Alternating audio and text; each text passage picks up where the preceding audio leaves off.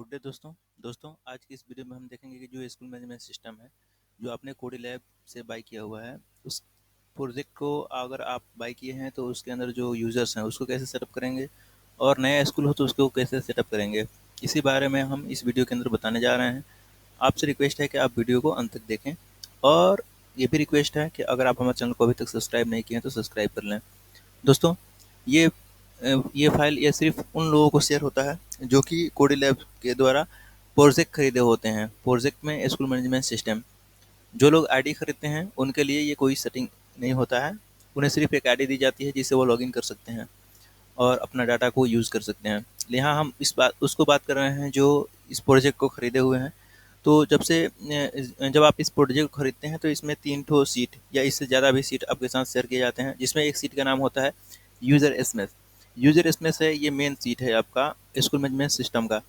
तो आप इसको किस तरह से डील करेंगे, किस तरह से इस पे काम करेंगे, चलिए हम इसको देखते हैं। दोस्तों, सबसे पहले इस फाइल को हमें खोलना है। हम इसको लिंक के माध्यम से आपके पास भेजते हैं और शेयर भी करते हैं और उसमें जीमेल के द्वारा हम आपको परमिशन देते हैं ऑनरशिप का। तो आप जब ऑनर बनते हैं तब ये फाइल ये आपका हो जाता है। उसमें आप चाहें तो हमें रिमूव भी कर सकते हैं। हम एडिटर के तौर पे उसमें चले जाते हैं तो आप उसको रिमूव भी कर सकते हैं। लेकिन जब आपका काम लगे कि हाँ, पूरा हमारा सिस्टम है वो सही से अब रन करने लगा, तब आप हमें हटाएं, पहले ना हटाएं। दोस्तों, चलिए इस फाइल को खोलते हैं और देखते हैं इसके अंदर जो आगे का प्रोसेस है उसके बारे में समझते हैं कि वो किस तरह से काम करेगा, उसके साथ किस तरह से हम सेटअप करेंगे तो उसका क्या रिस्पॉन्स रहेगा। दोस्तों, सबसे पहले ये एक सीट खुल रहा है। इस सीट के अंदर आपने अल यूजर्स के नाम से ये देख रहे हैं कि ये जो सीट है उसका नाम है अल यूजर्स।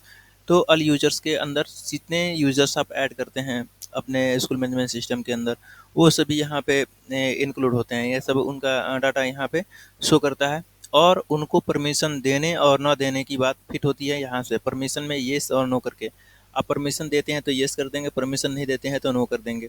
तो परमिशन अगर आप देते हैं तो येस उसको करते हैं तो वो क्या होता है, अप्रूव्ड हो जाता है और वो अप्रूव्ड यूज़र वैलिडेट सीट के अंदर चला जाता है, जो कि ये सीट है। इस सीट के अंदर शो करने लगता है। अगर इस सीट के अंदर कोई यूज़र नहीं शो करेगा तो उसका लॉगिन सक्सेसफुल नहीं होगा, बल्कि उसका लॉगिन बार बार फेल होगा। या इसके अंदर जो यूज़र आईडी है और पासवर्ड है ये मैच नहीं करेगा तो वो बार बार फेल होगा और वो लॉगिन करने में सक्षम नहीं हो पाएगा। तो यहाँ चलते हैं, हम यहाँ देखते हैं कि यहाँ जो परमिशन है येस है, लेवल है बेसिक है और सर्विस आईडी है। सर्विस आईडी क्या है? सर्विस आईडी है, या फिर सर्विस आईडी को हम एक्सेस आईडी कह लेते हैं, या फिर इसको हम पेरेंट आईडी हम इसको कह सकते हैं। तो ये जो आईडी है, ये आईडी क्या करते हैं, तो ये सभी आईडी जो हैं यहाँ पे कोडिगो एक और सीट है जिसके अंदर स्कूल का मेन फाइल और उसका डिटेल यहाँ पे सेव रहता है। तो यहाँ से ये सभी फाइल एक्सेस होते हैं। यहाँ से कोडिगो, ये समझिए कि एक स्कूल का आईडी है और ये स्कूल का आईडी एक्सेस आईडी के तौर पे हम जनरेट कराते हैं।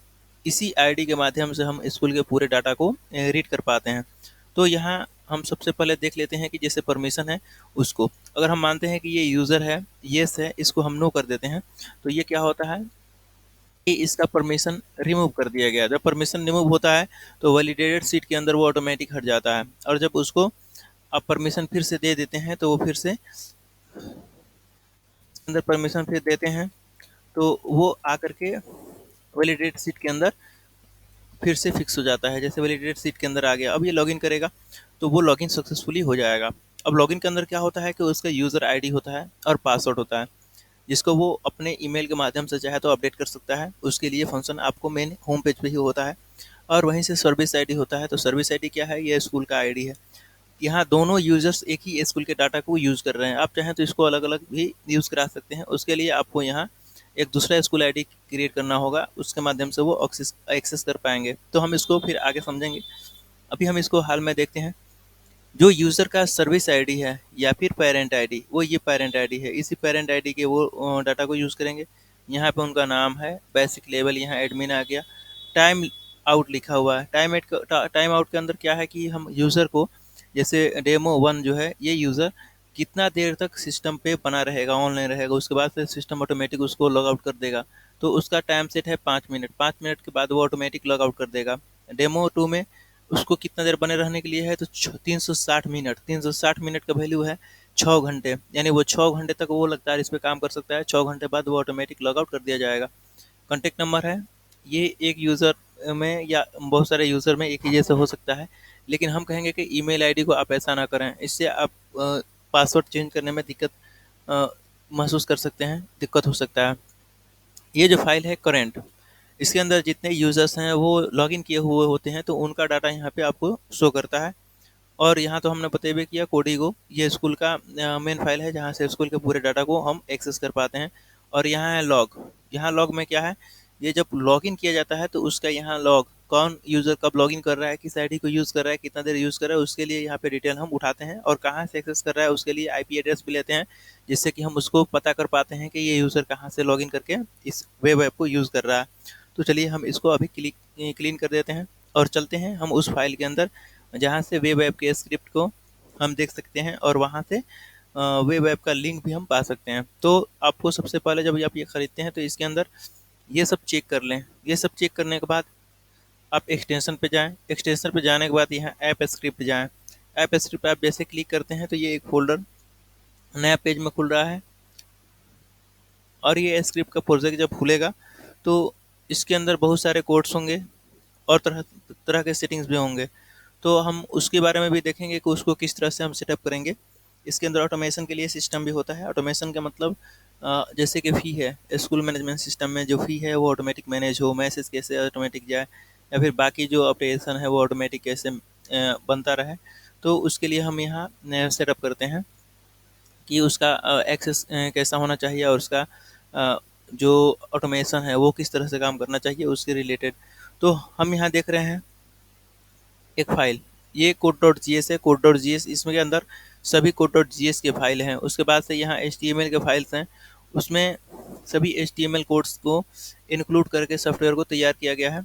और यहाँ code automate dot G S है, ये अलग अलग भी हो सकता है इसका नाम, लेकिन यहाँ ऑटोमेट डॉट जी एस है। तो ऑटोमेट डॉट जी एस है, तो इसके अंदर क्या करेंगे कि ये जितना फाइल है इसके अंदर हमें ट्रिगर सेट करना होता है। तो ट्रिगर सेट करने से पहले हम चलते हैं वेब ऐप को और देखते हैं, वहाँ से करते हैं एक्सेस। तो यहाँ हम प्रोजेक्ट जब ऐसे आपका पूरा खुल जाए उसके बाद से आप यहाँ न्यू डिप्लॉयमेंट में जाएंगे। न्यू डिप्लॉयमेंट के लिए आप क्लिक करेंगे और आपको यहाँ पे ऑथराइज कराएगा। जब आप फर्स्ट टाइम में उसको ये करेंगे तो आपको यह सभी परमिशन पास करना होंगे। जब परमिशन आप पास करते हैं तो न्यू डिप्लॉयमेंट के लिए जो आपका सेटिंग है वो इस तरह से होना चाहिए, वेब ऐप एक्सिक्यूट एज ऐसे हो, और हु हैज़ एक्सेस एनीवन करके आपको बनाना होगा।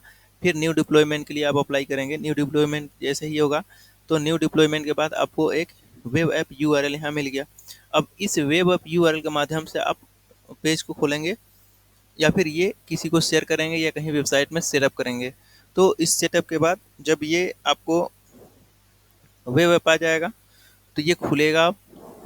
अब जैसे ये खुलेगा तो यहाँ उसका इंटरफेस ऐसे आ रहा है। अब यूज़र आईडी और पासवर्ड जो है पहले वाला, हम उसको यूज़ करके यहाँ पे लॉगिन कर सकते हैं। अब यहाँ क्या है, ज्वाइन वाला बटन, तो ये ज्वाइन वाला बटन अभी डिसेबल है, लेकिन रिकवरी पासवर्ड रिकवरी का जो बटन है ये अभी इनेबल है। तो पासवर्ड रिकवरी के लिए आप जो ये इनेबल है, आप यहाँ देख सकते हैं कि आप अपने ईमेल आईडी के माध्यम से जो पासवर्ड है वो रीसेट कर सकते हैं। तो ईमेल सिंगल यूजर के साथ देखें कि ईमेल जो यूज़ हो रहा है वो यूनिक है कि नहीं। अगर यूनिक नहीं है तो इस तरह से यूज़र को ना ऐड करें, इससे सिस्टम थोड़ा दिक्कत कर सकता है। चलिए हम लॉगिन करके देखते हैं ये पहले वाले आईडी को।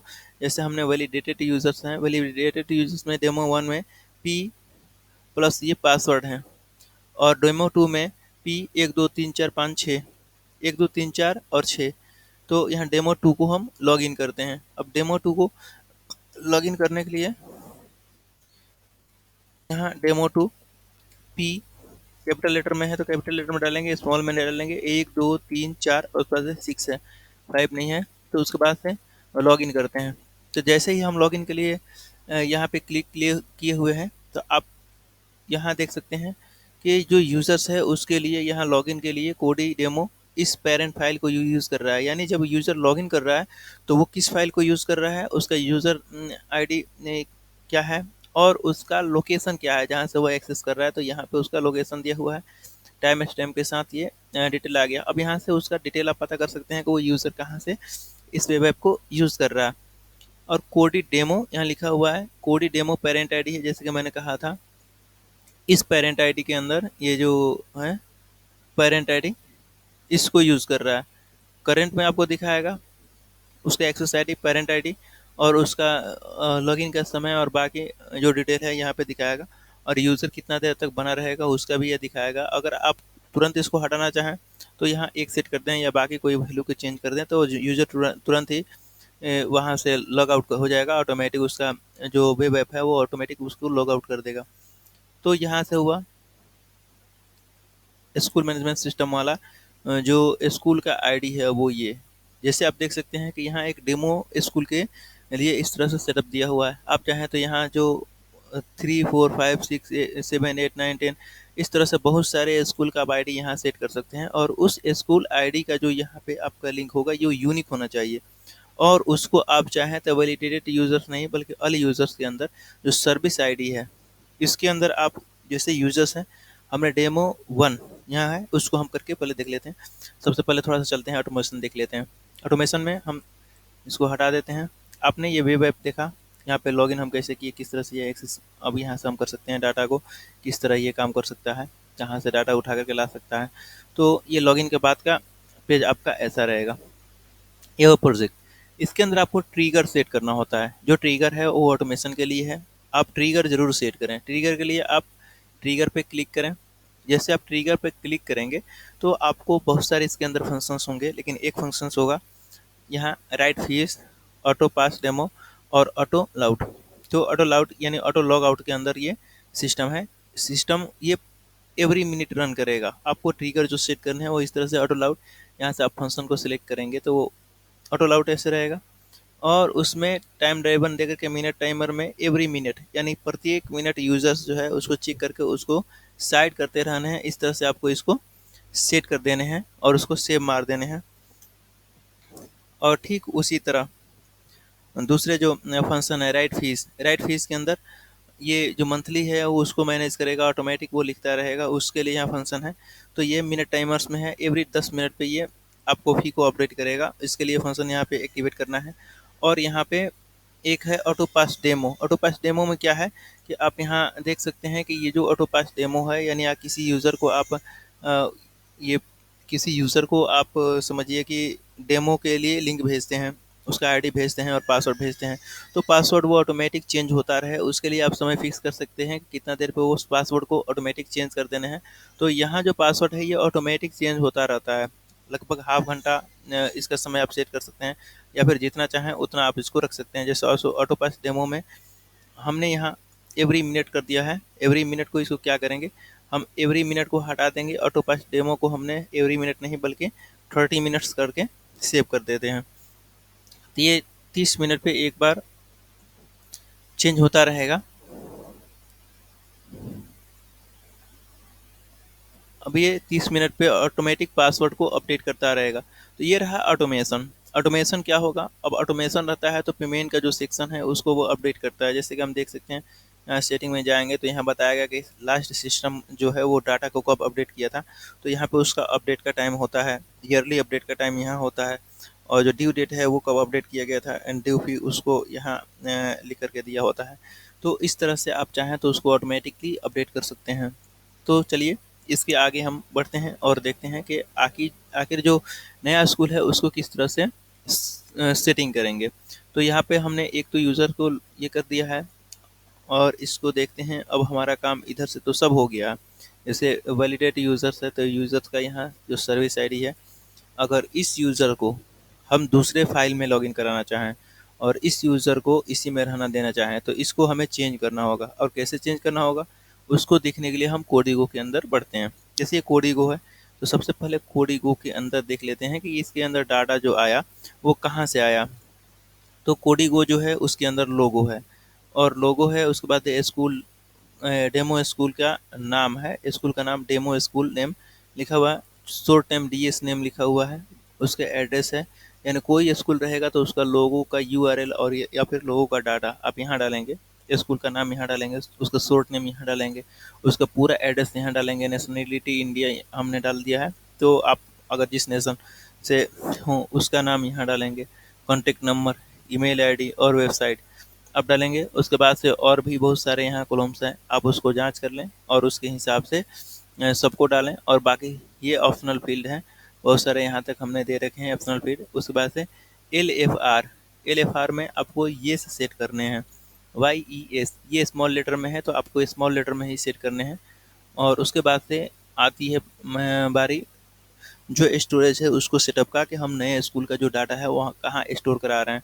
तो उसके लिए आप ऐड रजिस्टर लिखा हुआ है, रिजल्ट लिखा हुआ है, तो ऐड रजिस्टर कहाँ है, तो ये जो है एक की है या फिर आईडी है।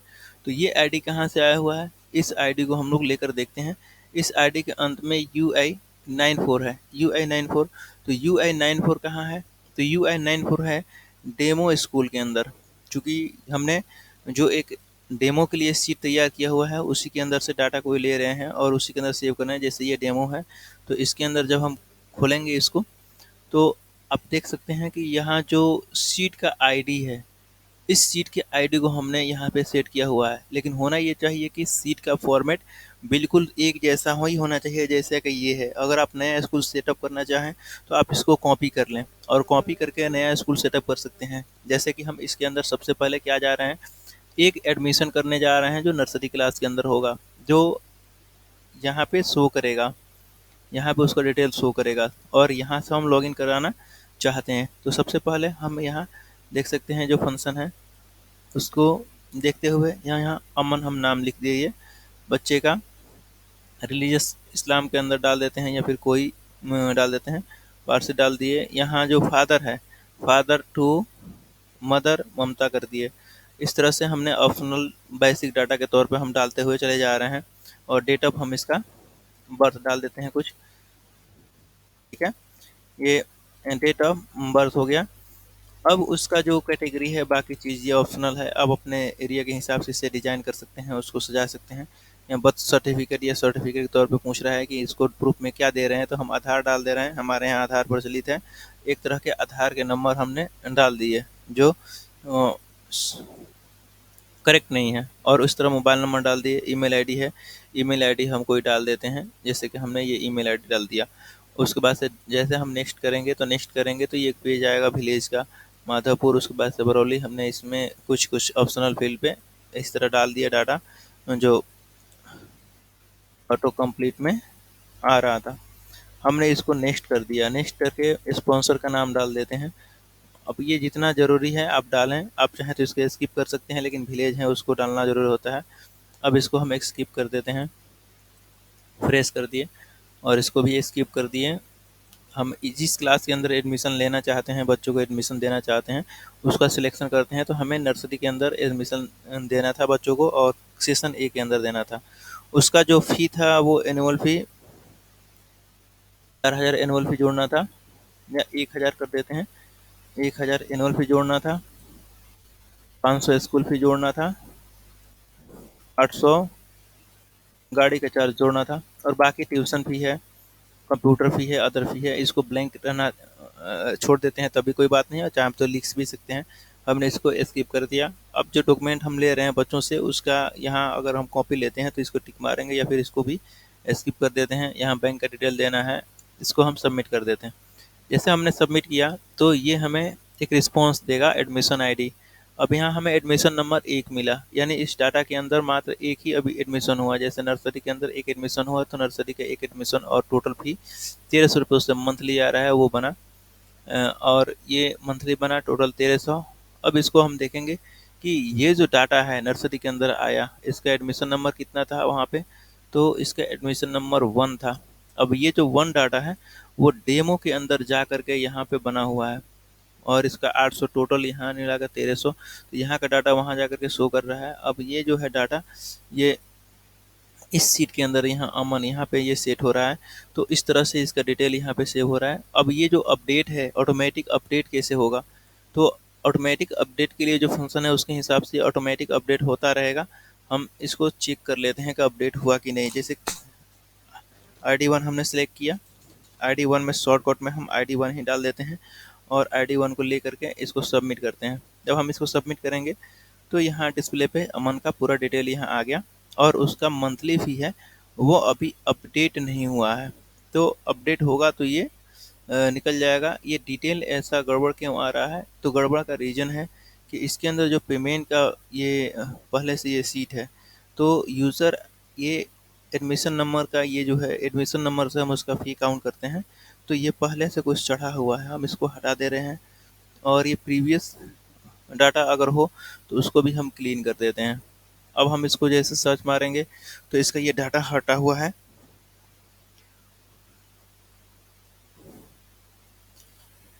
अब इसका जो फ़ी है ये अपडेट होगा, तो जुलाई मंथ है, तो जुलाई के अंदर ये अपडेट होकर के आएगा 1000 और प्लस ये 1300। तो ये एनुअल फ़ी तो 1000 आ गया, लेकिन मंथली अभी अपडेट नहीं हुआ। तो इसको अपडेट करने में कम से कम 10 मिनट का समय लगेगा। जब समय ये अपडेट होगा तो यहाँ ये आ जाएगा, उस हिसाब से ये 2300 रुपये का इसका वाउचर बनेगा। अगर इसके अंदर पेमेंट होता है तो आप जानते ही हैं कि पेमेंट कैसे होगा, उसका सेक्शन उसमें किस तरह से पेमेंट करेंगे। हम इसको 1000 पेड कर देते हैं। 1000 पेड करते हैं इस आईडी को। जैसे इस आईडी के अंदर ये पेमेंट हो रहा है, तो उस आईडी को हमने पेड किया, तो यहाँ ये पेड हो गया और इसका पेमेंट आईडी यहाँ आ गया और ये ट्रांजैक्शन हो गया और ये ऑटोमेटिक हिसाब भी कर लिया। अब रही बात यहाँ जो 1300 रुपये की आ रही है, ये 1300 रुपया ये अपडेट हो गया। अब इसको हम देखते हैं और फिर इसको चेक कर लेते हैं। यहाँ 1300 रुपये ये अपडेट हो गया था, इसलिए 1300 रुपये ड्यू दे दिया। जुलाई महीने में काफ़ी अपडेट हो गया, तो 1300 रुपये यहाँ ड्यू उसका लिख दिया। यहाँ ड्यू 0 लिखा, क्योंकि ये अपडेट अभी मेड नहीं हुआ था, इसलिए ऐसे लिखा। जब पूरा अपडेट हो जाए तब भी आप उस स्टूडेंट का डाटा को चढ़वाएं या चढ़ाएं। यहाँ इमेज रहा, आप इमेज चाहें तो अपडेट कर सकते हैं। हम एक नंबर के अंदर डाटा में इमेज को एक अपडेट कर देते हैं। हम एक नंबर डाटा के अंदर कंप्रेस फाइल से एक फ़ोटो लेकर के अपडेट कर देते हैं।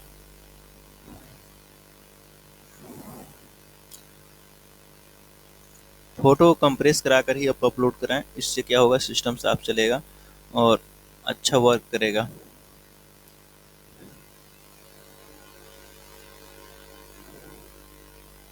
ये स्टूडेंट का फ़ोटो आ गया और इसका रिसिप्ट वगैरह आप जो पाना चाहें उसके हिसाब से सर्च करके उसका रिसिप्ट और बाकी जो चीज़ है वो निकाल सकते हैं। जैसे स्कूल का नाम था तो यहाँ डेमो स्कूल नेम और उसके विलेज वगैरह यहाँ पे जो टेम्प्रोरी तौर पे हमने डाले था वो आ गया हुआ है डिटेल।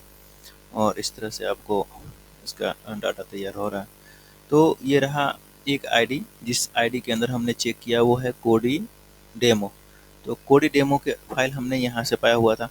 अगर दूसरा स्कूल सेटअप करना हो तो उसको हम कैसे करेंगे, अब हमें ये देखना है। तो दूसरे स्कूल अगर सेटअप करना है तो उसको कैसे करना है, तो इसको हम लॉग आउट कर लेते हैं।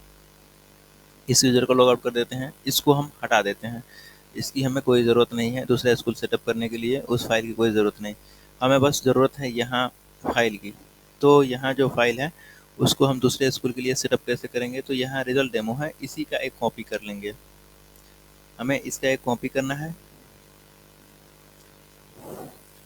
एक इसका कॉपी, इसका कॉपी हो रहा है, इसको हटा देते हैं। और एक इसका कॉपी, रिजल्ट का कॉपी, जितना आपको फाइल मिला है उसका एक कॉपी करके आपको वहाँ रखना है और आप उसको वहाँ रखेंगे। और एक रिजल्ट का कॉपी, एक जैसे रिजल्ट हुआ रिजल्ट डेमो, इसका कॉपी आप लेंगे। तो एक कॉपी ऑफ डेमो हुआ है ना, इसका लिंक जो है यहाँ से आप पेस्ट कर लेंगे, ये ले लेंगे और लेने के बाद इसको कॉपी कर लेंगे और आप पढ़ जाएंगे यूज़र एसएमएस के अंदर। यूज़र एसएमएस के अंदर जाएंगे और यहाँ जा कर के इसके अंदर, चूँकि ये रजिस्टर का था, रजिस्टर डेमो, तो रजिस्टर के अंदर ही इसको पेस्ट करेंगे। आप यहाँ उसका आईडी पेस्ट कर देंगे। और दूसरा होगा कि आप जैसे स्कूल का ये है, अब ये जो है ओपन हो रहा है,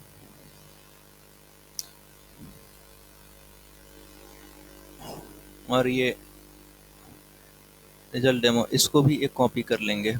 रिजल्ट डेमो ये भी कॉपी हो रहा है और कॉपी हो रहा है तो इसको हम हटा देंगे, इसकी ज़रूरत हमें नहीं है। सिर्फ दोनों कॉपी की ज़रूरत है नए स्कूल को सेटअप करने के लिए। अब यहाँ ये कॉपी हो रहा है। अब इसके अंदर से ये जो हम आईडी लिए हुए थे, ध्यान रहे कि उस आईडी को हमें यहाँ पे पेस्ट करने हैं, कॉलम नंबर 1 और रो नंबर 1 में। तो हम उसको यहाँ पेस्ट कर दिए।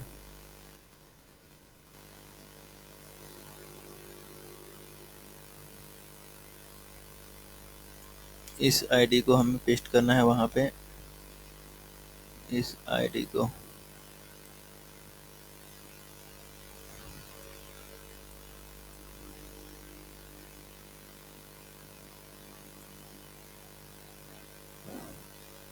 लोडिंग में समय ले रहा है,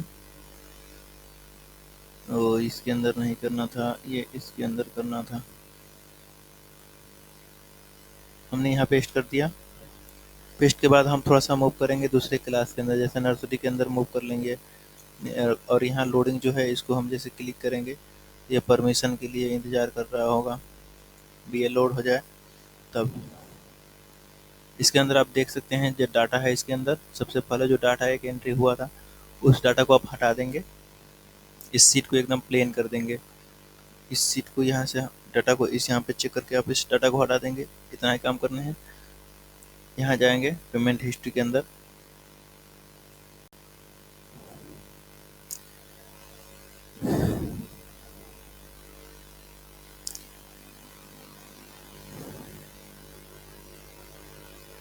यहाँ जो रेफरेंस है इसके लिए परमिशन आपको मांगेगा। इसको इस सीट के अंदर जो रिजल्ट और डेमो है उसके अंदर ये परमिशन आप देंगे। परमिशन ऐड होगा तो वहाँ जो यूजर्स होगा, स्टूडेंट्स होंगे, उनका डाटा यहाँ ऑटोमेटिक रिजल्ट वाला सीट में आ जाएगा। आपको अब कुछ नहीं करना है, बस यही सुधार करने हैं और कोई सुधार की ज़रूरत नहीं है। यहाँ जो है इस तरह आप चेक कर लें किस तरह का डाटा ये नहीं होनी चाहिए, ये डाटा 0 रहेगा। यहाँ से ये डाटा आप हटा लेंगे। इस तरह सभी सीट को चेक कर लेंगे, इधर कोई डाटा नहीं होनी चाहिए।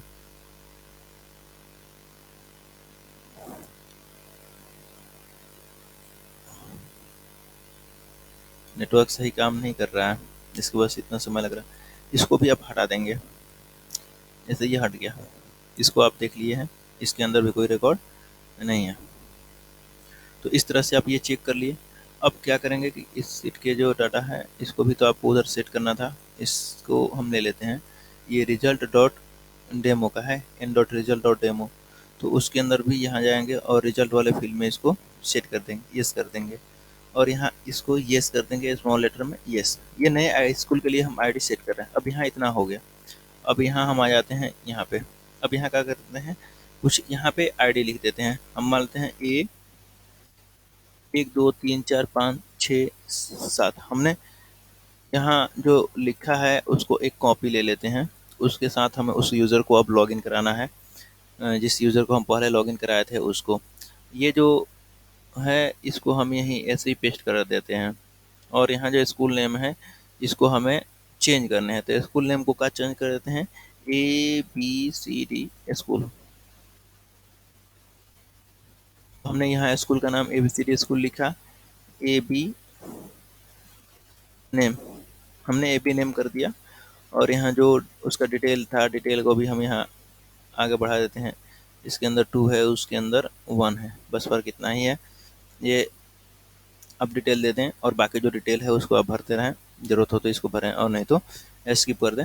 अब ये जो है इस आईडी को हमने कॉपी किया था, इस आईडी को हम लेकर के कहाँ जाएंगे, वैलिडेट यूज़र्स नहीं बल्कि ये यूज़र्स है ना, ये करंट यूज़र्स में भी कोई नहीं है। और यहाँ हम जा कर के जैसे कि हम अभी जो यूज़र्स हैं, यूज़र 2 को लॉगिन कराए हुए थे, अब उसको दूसरे यूज़र के साथ लॉगिन कराना हो तो वहाँ से अभी हम आईडी जो लिए थे वो यहाँ ला करके पेस्ट कर देंगे। पहले वाला आईडी उसका चेंज हो गया। अब ये जो यूज़र होगा, इस यूज़र के द्वारा जो अब एक्स लॉगिन किया जाएगा तो वो इस स्कूल के अब डाटा को अब यूज़ करेगा, इस स्कूल के डाटा को। और अगर ये वाला सेट कर दें तो वो उस डाटा को यूज़ करने लगेगा। अब यूज़र का क्या है कि एक यूज़र मात्र एक ही स्कूल के डाटा को यूज़ कर सकता है, इसके अलावा किसी और स्कूल के डाटा को यूज़ नहीं कर सकता। तो यहाँ पे जो यूज़र है डेमो 2, अब डेमो 2 जो है उसको फिर से लॉगिन करा कर दिखाते हैं। तो जो डेमो 2 है, डेमो 2 ई 1 2 3 4 और 6 इसका पासवर्ड था। हम इसको लॉगिन करते हैं। अब आप देखेंगे कि इसका जो डिटेल है अब वो दूसरे आईडी पे जाकर के सेट होगा। जैसे ये लॉगिन हो गया, लॉगिन ले लिया। अब जो ये लॉगिन हुआ, ये दूसरे पेरेंट आईडी के साथ हुआ। अब इसको कैसे पता करेंगे दूसरे पेरेंट साथ क्यों हुआ? आप यहाँ लॉग में जा सकते हैं, लॉग में भी जा सकते हैं। लॉग में जाएंगे तो यहाँ पेरेंट में देख सकते हैं कि इसका पेरेंट आईडी पहले ये था, अब पेरेंट आईडी ये हो गया है। और उस तरह से करेंट में भी देख सकते हैं कि इसका पेरेंट आईडी अब ये हो गया, इस पेरेंट आईडी को यूज़ कर रहा है, यानी स्कूल का जो दूसरा आईडी था उसके साथ ये अब ये डाटा को एक्सेस कर रहा है। उस तरह अगर उस डाटा को फिर से चेंज किया जाए, अब इसके अंदर कोई फिर नया दूसरा एडमिशन लिया जाता है। जैसे स्टूडेंट 22 हमने कर दिया, इसके अंदर कास्ट और बाकी इसमें हमने कुछ ऐसे ही एग्जाम्पल के तौर पे डाटा इंटर कर दिया। आधार कार्ड में हमने इस तरह के डाल दिए और इसको हम आगे की तरफ फॉरवर्ड कर रहे हैं। तो अब देखेंगे कि ये जो डाटा है ये दूसरे तरीके से फॉरवर्ड हो रहा है। इसके अंदर हम इसको अब देख सकते हैं। ये नर्सरी एक के अंदर नहीं बल्कि एलकेजी की एडमिशन हम कर ले रहे हैं। एडमिशन चार्ज, यहाँ एनुअल फीस का 500 हम ले रहे हैं और यहाँ 500, यहाँ 500 मूव करते हैं आगे। आपको सिलेक्शन के बाद इसको आप सबमिट कर देते हैं। तो आप देखेंगे कि ये जो एडमिशन होगा अब ये नए सीट के अंदर होगा और नए सीट के अंदर ये एडमिशन होगा। जैसे ये है स्टूडेंट 22, अब ये देखिए नए सीट के अंदर एडमिशन हुआ, उसका डिटेल यहाँ आ गया, एलकेजी के अंदर ऑटोमेटिक आ गया। अब ये है उसका एडमिशन नंबर। अब हम इसको फिर से जाएंगे चेक करने के लिए उसका पेमेंट का। तो आप ये देखेंगे कि उस आईडी के अंदर जैसे यहाँ 1 है स्टूडेंट 22, और यहीं से अगर हम फिर क्या करें यूज़र्स को, जैसे यूज़र्स है यहाँ ऑल यूज़र्स हैं, यूज़र्स को क्या करें कि इस पेरेंट आईडी की जगह पर यही पेरेंट आईडी हम यूज़ करा ले रहे हैं। फिर से इसे लॉग आउट करेंगे,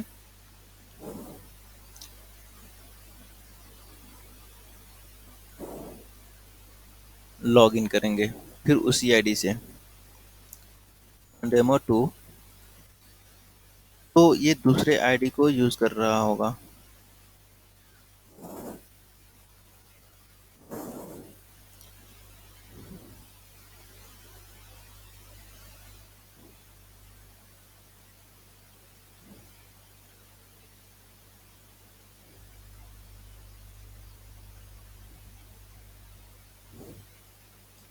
अब ये जो स्टूडेंट है वो दूसरा आईडी यूज़ कर रहा है। ये जो यूज़र है ये दूसरे स्कूल के डाटा को एक्सेस कर रहा है। देखिए अब ये दूसरे स्कूल के डाटा को यूज़ कर रहा है।